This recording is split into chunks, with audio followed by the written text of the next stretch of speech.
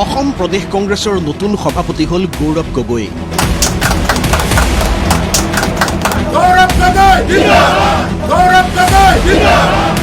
ৰাজীৱ ভৱনত সদ্যপ্ৰাক্তন এপিচিচিৰ সভাপতি ভূপেন বৰাৰ পৰা আনুষ্ঠানিকভাৱে দায়িত্ব গ্ৰহণ কৰিলে সাংসদ গৌৰৱ গগৈয়ে।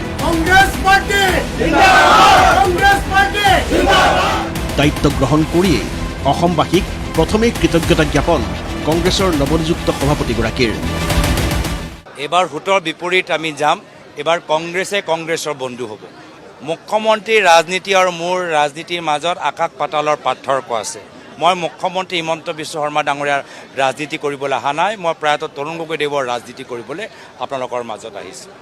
মঙলবাৰে পুৱাই শক্তিপীঠ মা কামাখ্যাৰ আশীষ গ্ৰহণ কৰি আনুষ্ঠানিকভাৱে প্ৰদেশ কংগ্ৰেছৰ সভাপতিৰ দায়িত্ব কান্ধ পাতি ল'লে সাংসদ গৌৰৱ গগৈয়ে।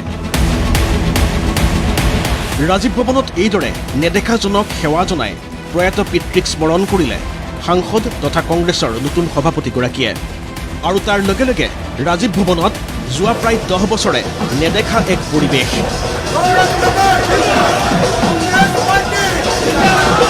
তাৰ পিছত দলীয় কৰ্মী আৰু সমৰ্থকৰ ব্যাপক হৰ্ষোল্লাসৰ মাজেৰে সদ্যপ্ৰাক্তন এপিচিচিৰ সভাপতি ভূপেন বৰাৰ পৰা কেন্দ্ৰীয় নেতৃত্বৰ উপস্থিতিত দায়িত্ব গ্ৰহণ কৰে গৌৰৱ গগৈয়ে।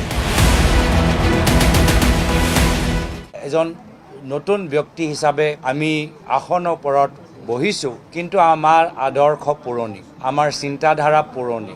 নতুনক দায়িত্বভাৰ অৰ্পণ কৰাৰ পাছতেই এপিচিচিৰ সদ্যপ্ৰাক্তন সভাপতি ভূপেন বৰাই ভাগৱতৰ উদ্ধৃতি দি ক'লে, ভাগ্যতকৈ বেছি সময়তকৈ আগত কোনেও একো নাপায়।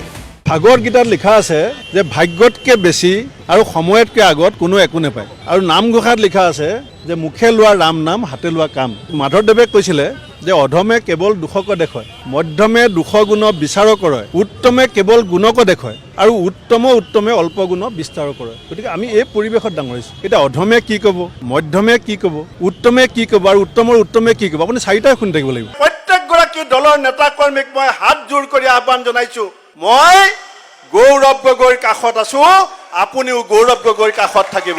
আপুনি দলক ভাল পাওঁ বুলি মুখেৰে ক'লে নহ'ব, এই সময়ত আপুনি কৰি পেলাই দেখুৱাব পাৰিব লাগিব।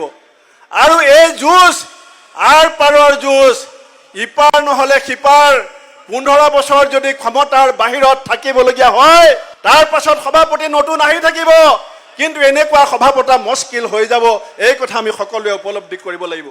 সভাপতিৰূপে আনুষ্ঠানিকভাৱে দায়িত্ব গ্ৰহণ পৰ্বত উপস্থিত থাকি বিৰোধী দলপতি দেৱব্ৰত শইকীয়াই ভূপেন বৰাক কৃতজ্ঞতা আৰু গৌৰৱ গগৈক অভিনন্দন জ্ঞাপন কৰি ক'লে, গৌৰৱ গগৈৰ নেতৃত্বত আহিবলগীয়া সময়ত আমি লক্ষ্যত উপনীত হ'ব পাৰিম। ভূপেন বৰা ডাঙৰীয়া তেখেত আমাৰ বিদায়ী সভাপতি, তেখেতক মই যোৱা সময়ৰ যিখিনি অৱদান তাৰ বাবে কৃতজ্ঞতা জনাইছোঁ। আশা ৰাখিছোঁ ৰাইজে বিচৰা মতে আমি তেখেতসকলক বিজেপিৰ বৰ্তমান অপশাসনৰ এটা বিকল্প দিবলৈ সক্ষম হ'ম। দলটোৰ জ্যেষ্ঠ নেতা ৰকিবুল হুছেইনে ক'লে, লবি ৰাজনীতি পৰিহাৰ কৰি সকলোৱে মিলি কংগ্ৰেছক আগুৱাই নিব। ভূপেন বৰা ডাঙৰীয়াক ধন্যবাদ আৰু কৃতজ্ঞতা জনাইছোঁ যে এটা জটিল সন্ধিক্ষণৰ দায়িত্ব লৈ তেওঁ সুচাৰুৰূপে গোটেই দলটোক ঐক্যবদ্ধভাৱে ৰাখি ৰাইজৰ ওচৰ চপাই লৈ গৈছিল। নতুন সভাপতি গৌৰৱ গগৈ ডাঙৰীয়াক অভিনন্দন জ্ঞাপন কৰিছোঁ আৰু আমি আশা কৰিছোঁ যে আমাৰ কংগ্ৰেছৰ কৰ্মীসকলে এনেদৰে আমি ধীৰ স্থিৰে আমি যাব লাগিব যে বহু আশা লৈ আজি আমি সকলোৱে ঐক্যবদ্ধ হৈ কাম কৰিব গৈছোঁ। এই সময়খিনিত যাতে আমাৰ খোজ কাটলে অসমৰ ৰাইজৰ মন জয় কৰিব পাৰে। ইয়াৰ পাছতেই দলীয় কৰ্মীক সম্বোধন কৰিবলৈ ৰাজীৱ ভৱনৰ পৰা পোনে পোনে নৱনিযুক্ত সভাপতিগৰাকী উপস্থিত হ'লহি দিছপুৰত থকা মানৱেন্দ্ৰ শৰ্মা কমপ্লেক্সত। ইয়াতো যেন সেই একেই পৰিৱেশ।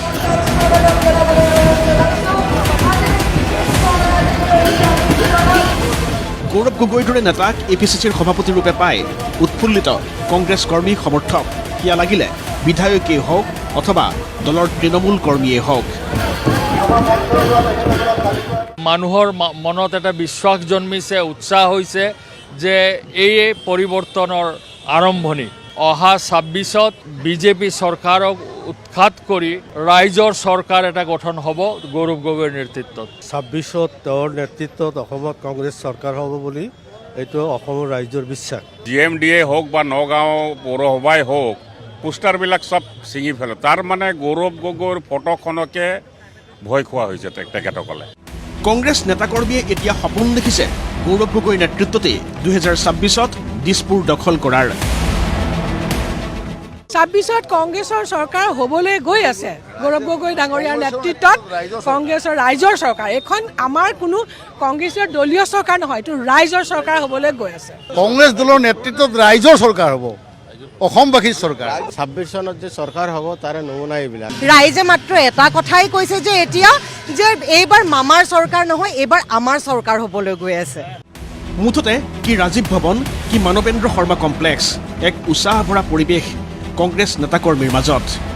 সভাপতিৰূপে গৌৰৱ গগৈয়ে দায়িত্ব লোৱাৰ সমান্তৰালভাৱে APCCৰ 3 নৱনিযুক্ত কাৰ্যকৰী সভাপতি ক্ৰমে জাকিৰ হুছেইন সিকদাৰ, ৰছলিনা তিৰ্কী আৰু প্ৰদীপ চৰকাৰেও ল'লে দলৰ দায়িত্ব।